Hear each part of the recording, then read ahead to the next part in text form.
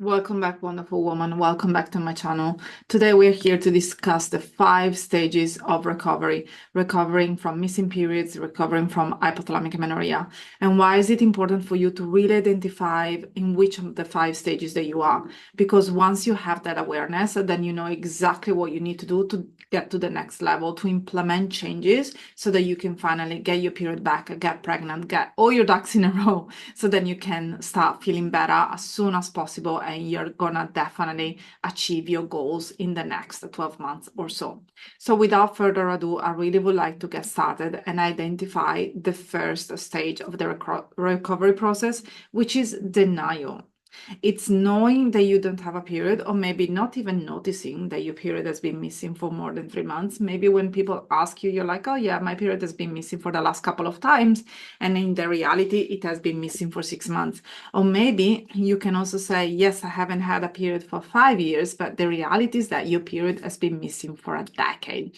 So denial is when you don't have a cycle and still you don't believe that you have hypothalamic amenorrhea. You do believe that there may be a different reasons behind the lack of menstruations, because all the things that you're doing are absolutely fine and healthy, and you've always been okay, and other people around you are doing very similar things and they're okay and they have a cycle. So possibly there is something else, but you never have the time to really dig deep and understand what is going on.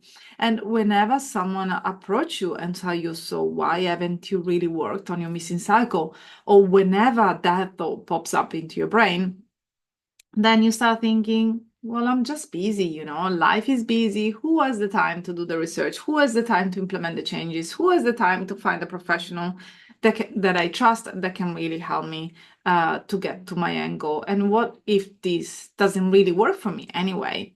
And also, you may thinking running or exercising every day is a form of self-care. So I definitely don't want to recover my cycle, because if they ask me to stop running, that's my self-care. How am I going to deal with my anxiety? Or you may be in the category of people, in the category of women that think, who needs a period anyway? So the first stage is denial, is when you know that there is a problem, but you're not ready to face it. You're not ready to commit. You're not ready to really understand why you need a period. And I've just recorded a fantastic, pretty lengthy video on hypothalamic amenorrhea, what it is, the symptoms, and what to do to recover from it. But I also would like to underline that not having a period has incredible consequences for your health and well-being in general. Obviously, fertility, but also I'm talking about bone health, brain health, and cardiovascular health. So take your period as seriously as you can. So the first stage is definitely denial, and the second stage is called anger. It's when you go to the doctor, or maybe when you have a conversation with someone and they tell you that you need to gain weight and you have to stop working out, or you have to stop whatever you're doing and you have to eat more. And your reaction is being taken aback, maybe once again being in that denial phase. And then you start getting angry. Like, why me? What did I do to deserve this? What about all the time, all the effort that I put into running, into going to the gym, into building this body, all the amount of money that I spent on supplements, on organic foods, on my membership at the gym, all the marathons that I've run, all the money that I spent in gels, in signing up for the marathon, in the gym gear. What about that? Which kind of cruel joke is that? And then, more than anything, you may think, how is that possible that my friend Susan is eating a salad, still running marathons, and she gets a period every month? That phase is called anger, my friend. Is when something that you deem to be unfair, it's happening in your current life. And you start wondering, why me? Why is this happening to me? When you're at this stage, it's once again really difficult to allow help to come in and to allow yourself to invest in someone that can really guide you and help you and support you. through this stage because there is so much anger, and you are actually angry at the world in general, to all the women that have periods, to all the women that are falling pregnant so very easily, to all the women that can run, to all the women that are living in slim bodies. You're angry to pretty much 85% of the woman's population. So it's a really hard phase to navigate, and normally it doesn't live for a long time because the next phase is called bargaining. Is when you understand, okay, fine, there is something quite not right with me, and it has been caused by the lifestyle adjustments that I've made in the past few years. So what if I can cut down on some of the workouts that I've been doing and I start eating a little bit more?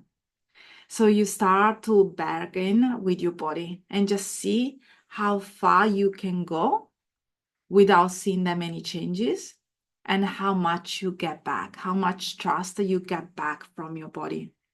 So you may start wondering, I'm going to try this way. I'm going to cut down my workout a little bit, or maybe even I go all in for a couple of weeks to see if something happens.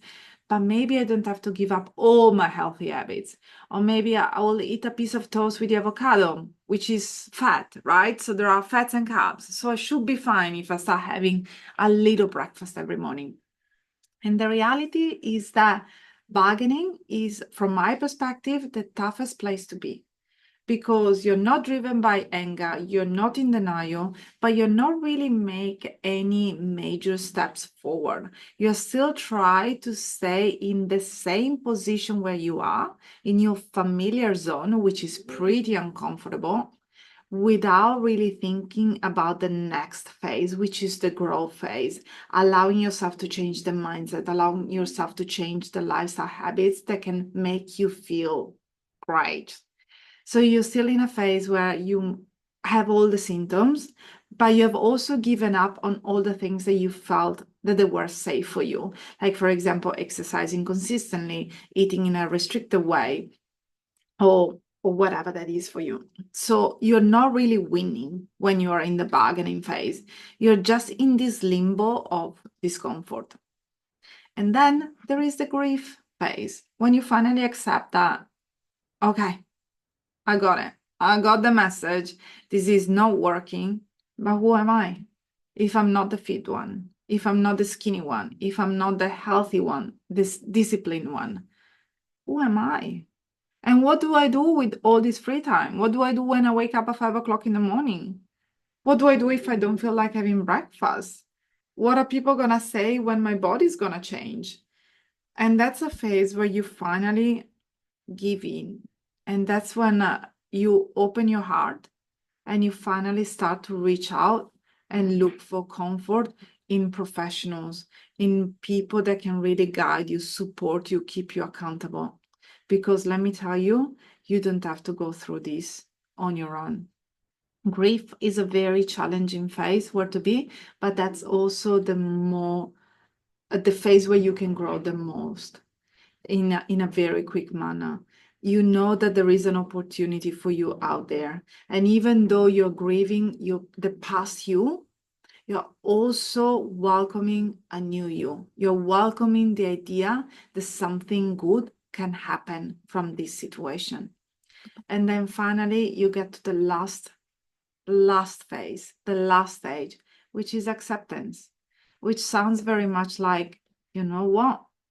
Resting and eating are actually kind of awesome. It's something that I've noticed that all people do in a way or another. Sleep has improved. Food that tastes better when there is no guilt attached to it. Your body is okay.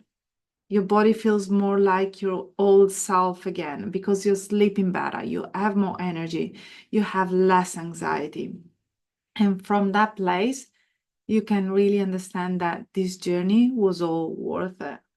And only at that time, your period not only is going to come, but your period is going to stay because you have gone through the all phases and now you have decided to let go and to simply accept that life can be different and can be beautiful no matter what.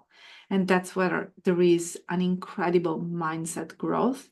And when you start to really deepen new pathways in your brain. It's a very neuroplastic phase, if you allow me to call it that way. So I'm really curious, which phase of your recovery process are you in? Just please comment below. And incredible news. My team and I have come up with something absolutely huge for the month of January, because my calendar has been booked out for quite a long time. But we had so many women that were asking for help to recover. So we have made something incredibly affordable. So make sure that you stay tuned, watch my space, watch my IG channel, being part of my Recover from HA support group, sign up to my newsletter by simply watching the masterclass. It's free. The link is below.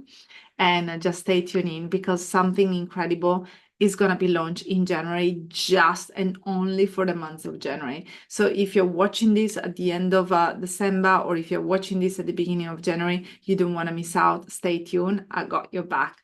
Thank you so much, and I'll see you next time. Bye for now.